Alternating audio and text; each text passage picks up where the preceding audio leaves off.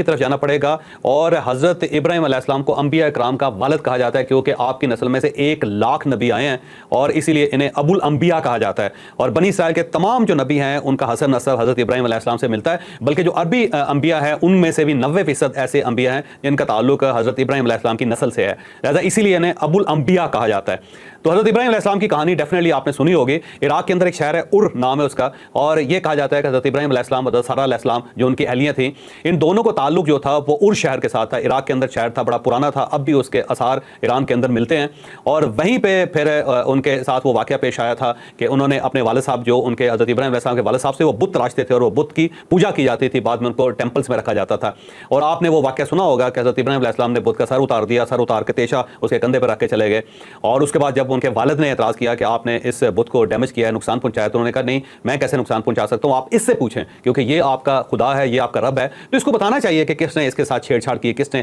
اس کے ساتھ زیادتی کی ہے۔ تو وہ واقعہ یقیناً آپ نے سنا ہوگا۔ اس واقعے کے 2 ورژن ہیں، ایک ورژن یہ اسلامی ورژن ہے کہ آپ نے جو ٹیمپل تھا اس کے اندر جا کے بتوں کو توڑ دیا تھا اور وہاں پہ تیشہ رکھ دیا تھا، اور جو جیوش روایات ہیں اس کے مطابق انہوں نے صرف اپنے والد کی جو ورک شاپ تھی اس کے اندر بت کو ڈیمیج کیا تھا، جو حضرت آزر نام تھا ان کا، آزر ہم کہیں گے، اور وہ آزر بت بنانے والے کو بھی کہتے ہیں جو ان کے والد کا نام تھا،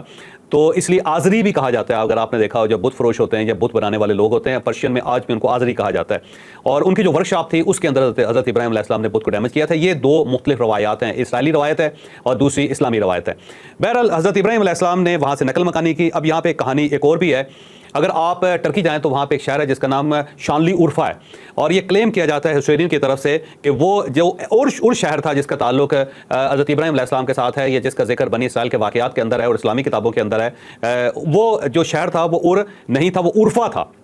اور اس کا تعلق آج کے ٹرکی کے ساتھ ہے۔ تو یہ کلیم بھی کیا جاتا ہے، اور یہ بات بڑی حد تک درست بھی ہے کہ جو نمرود تھا جس کے ساتھ حضرت ابراہیم علیہ السلام کا مقابلہ ہوا تھا، وہ نمرود جو اس کا تعلق شانلی اورفا کے ساتھ تھا، اور وہیں پہ اس کی قبر ہے، اور اس قبر کے جو علاقہ ہے، جو پہاڑ ہے، اس کو نمرود دیگی کہا جاتا ہے، اور وہ بالکل پیرامڈ کی طرف ہے۔ مجھے جانے کا وہاں پہ اتفاق بھی ہوا، اور وہاں پہ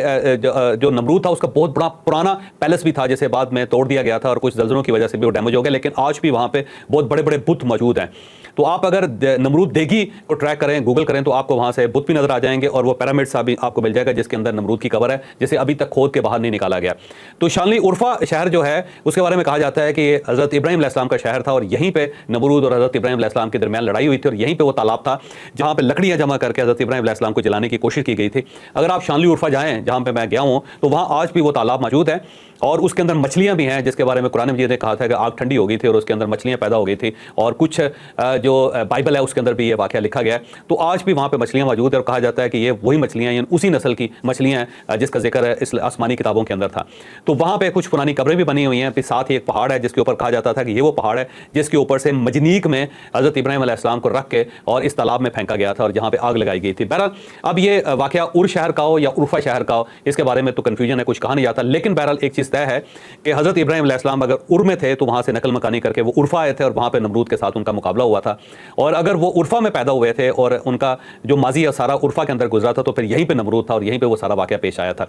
بہرحال اس کے بعد یہ حضرت سارہ علیہ السلام اور حضرت لوط علیہ السلام جو ان کے بھتیجے تھے، ان کو لے کے اپنے پورے خاندان کے ساتھ یہ فلسطین چلے گئے تھے، اور اس سے پہلے ان کا ایک سفر مصر کا بھی تھا۔ وہ واقعہ آپ نے یقیناً پڑھا ہوگا جس میں حضرت سارہ علیہ السلام کا واقعہ ہے، حضرت ابراہیم علیہ السلام کا واقعہ ہے، پھر فرعون کے ساتھ ان کی گفتگو بھی ہے۔ تو وہ واقعہ ڈیفینیٹلی آپ نے قرآن مجید میں آپ نے پڑھا ہوگا، یا پھر مذہبی کتابوں کے اندر آپ نے پوری ڈیٹیل اس کی پڑھی ہوگی۔ تو اس کے بعد وہیں پہ حضرت ہاجرہ علیہ السلام جو ظاہر ہے ان کی کنیز تھی حضرت سارہ علیہ السلام کی، وہ ان کا تعلق مصر کے ساتھ تھا اور وہ عربی سپیکنگ تھی، وہ پھر ان کے ساتھ ہی یہاں دوبارہ فلسطین کے اندر آئی، اور پھر وہیں پہ حضرت ہاجرہ علیہ السلام کو حضرت سارہ علیہ السلام نے حضرت ابراہیم علیہ السلام کی زوجیت میں دے دیا، اور پھر حضرت اسماعیل علیہ السلام پیدا ہوئے۔ یہ سارا واقعہ آپ کو یقیناً ازبر ہوگا اور آپ نے بارہا اس کو پڑھا ہوگا، سنا ہوگا۔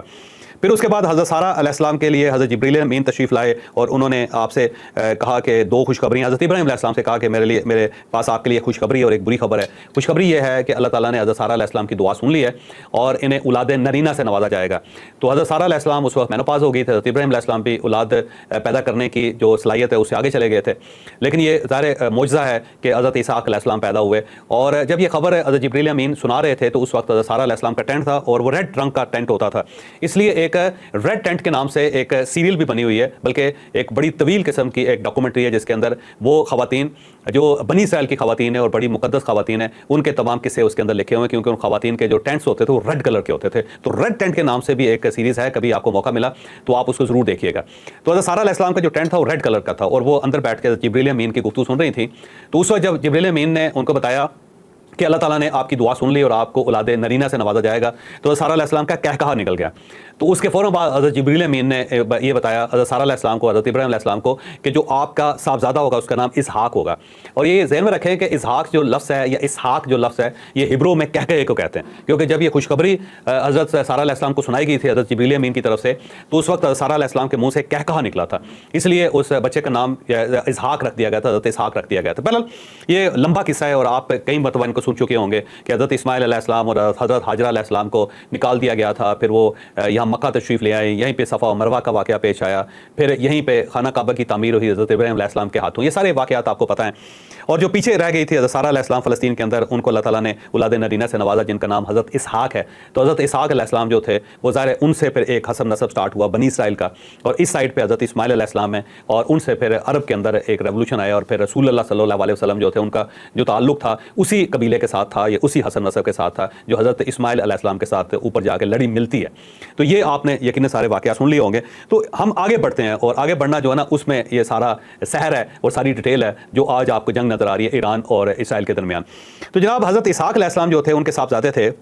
جن کا نام حضرت یعقوب علیہ السلام تھا۔ حضرت یعقوب علیہ السلام بھی خود نبی تھے اور بہت ہی بزرگیدہ نبی تھے، اور آپ نے یقیناً بہت سارے واقعات ان کے نام سے سنے ہوں گے، اور جو عشق تھا، سوز تھا ان کی آواز کے اندر، وہ بھی آپ یقیناً اس سے بھی واقف ہوں گے، تو اس کو بھی بہت زیادہ ڈیٹیل کے ساتھ بیان کرنے کی ضرورت نہیں ہے۔ بہرحال ان کی 4 اہلیہ تھیں جس میں 2 بیویاں تھیں اور 2 ان کی لونیاں تھیں، ان میں سے 12 بیٹے پیدا ہوئے، اور یہ جو 12 بیٹے ہیں یہ بنی اسرائیل کہلاتے ہیں، اس لیے کہ حضرت یعقوب علیہ السلام کا خطاب تھا اسرائیل، تو اسرائیل جو تھا ان کا خطاب تھا، انہیں اسرائیل کے نام سے یاد کیا جاتا تھا، تو اس لیے جو 12 بیٹے جو ان کے پیدا ہوئے تو یہ بعد میں بنی اسرائیل کہلائے، کیونکہ ان کا تعلق حضرت یعقوب علیہ السلام کے حسب نسب سے تھا، یہ ان کے صاحبزادے تھے۔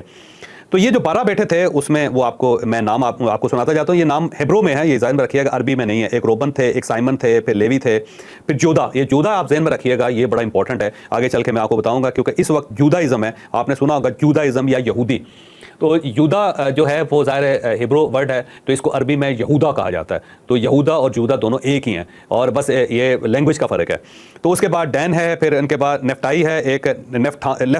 نفتالی ہے، یہ ذہن میں رکھے، بڑا ڈیفیکلٹ سا نام ہے، یہ بھی ان کے صاحبزادے تھے۔ پھر کارڈ تھے ایک صاحبزادے، پھر اشر تھے ان کے ایک صاحبزادے، پھر اسچر تھے ان کے صاحبزادے، پھر زبلون تھے ان کے ایک صاحبزادے، پھر جوزف یعنی حضرت یوسف علیہ السلام ان کے صاحبزادے تھے، اور پھر حضرت یوسف علیہ السلام کے دوسرے بھائی تھے بنیامین، اور ان کو ہبرو میں یا انگلش میں بینجمن کہتے ہیں۔ تو بینجمن بھی آپ نے بہت نام سنا ہوگا، اور جو بینجمن ہے اس کو اگر ہم عربی میں پڑھیں تو بنیامین ہے، اور قرآن مجید کے اندر ظاہر بنیامین کا ذکر ہے۔ اور یہ دونوں جو حضرت یوسف علیہ السلام اور بنیامین جو تھے یہ دونوں ایک ان کی والدہ کامن تھی، اور ایک ہی والدہ میں سے یہ دونوں صاحبزادے تھے۔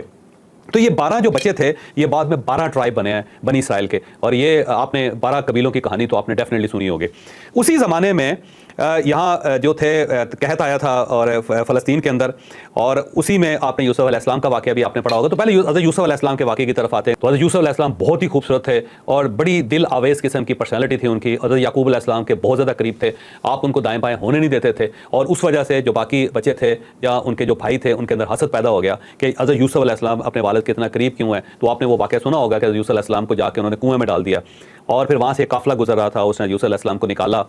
اور نکال کے ان کو مصر لے گئے، اور مصر کیونکہ اس وقت منڈی تھی بہت بڑی، اور ہر قسم کا مال وہاں پہ بکتا تھا، وہاں پہ غلام بھی بکتے تھے اور اس کے ساتھ ساتھ باقی اجناس بھی بکتی تھی۔ تو جب وہ مصر لے گئے تو مصر میں یہ شرقیہ کا علاقہ ہے، یاد رکھیں کیا علاقہ ہے، شرقیہ۔ تو یہ کائرو سے بالکل سائڈ پہ آگے چل کے ہے، تو وہاں پہ وہ واقعہ تھا جو زلیخا کا اور پھر عزیز مصر کا۔ تو یہ ذہن میں رکھیں عزیز مصر بادشاہ نہیں تھا، عزیز مصر گورنر تھا، اور جو بادشاہ تھا وہ فرعون تھا۔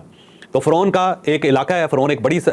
مصر ایک بڑی سلطنت ہے، اس کا بادشاہ فرعون ہے، اس سلطنت کا ایک چھوٹا سا صوبہ ہے، اور اس صوبے کا جو گورنر ہے اس کو عزیز کہا جاتا تھا۔ تو عزیز مصر نام نہیں ہے، عزیز مصر ایک ٹائٹل ہے، اور اس کی جو بیگم تھی زلیخا اس کا نام تھا، آپ نے یہ سارا واقعہ سنا ہوگا بہرحال۔ تو حضرت یوسف علیہ السلام کو بیچ دیا گیا، اور حضرت یوسف علیہ السلام کو زلیخا نے خرید لیا، یا زلیخا کے خامد نے خرید لیا، اور اب وہ ایک جو گورنر تھا اس کے گھر میں وہ پلنے لگے۔ یہ سارا واقعہ تو آپ نے سنا ہوگا۔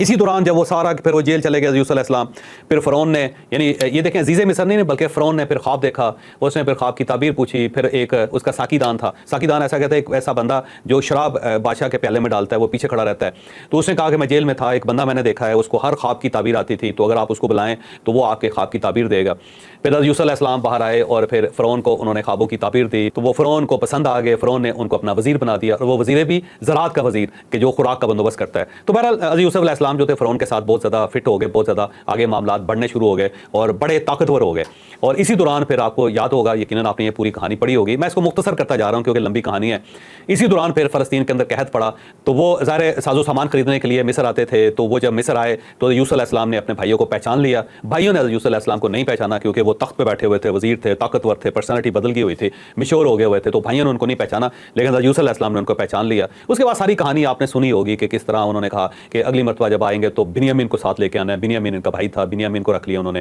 وغیرہ وغیرہ، لمبی کہانی، اس کو مزید مختصر کرتے ہیں کہ وہ بنی اسرائیل جو تھے 12 جو فیملیز تھی، 12 بھائی تھے، وہ اپنے خاندانوں سمیت مصر کے اندر شفٹ ہو گئے۔ جب وہ مصر میں شفٹ ہو گئے تو اس وقت یوسف علیہ السلام نے اپنے تمام بھائیوں کو چھوٹی چھوٹی اسٹیٹس دے دیں، چھوٹی چھوٹی جگہ دے دیں، کیونکہ اس وقت وہ بڑے انپورٹنٹ آدمی تھے، وہ کسی کو بھی جگہ الاٹ کر سکتے تھے۔ تو جب وہ 12 مختلف جگہیں، 12 مختلف گاؤں ان کو الاٹ کر دیے گئے، تو اس کے بعد ان کی آل اولاد پھیلنی شروع ہوئی، تو وہ 12 شہر بن گئے، اور وہ 12 ٹرائب ان کے 12 شہر بن گئے۔ پھر اسی دوران پھر مصر کے اندر تبدیلیاں آتی چلی گئی، تو جو نیا فرعون تھا اس نے 12 کے 12 ٹرائب کو اپنا غلام بنا لیا اور ان کو بگار پہ لگا دیا کہ تم نے یہ نہر کھودنی ہے یا تم نے یہ محل بنانا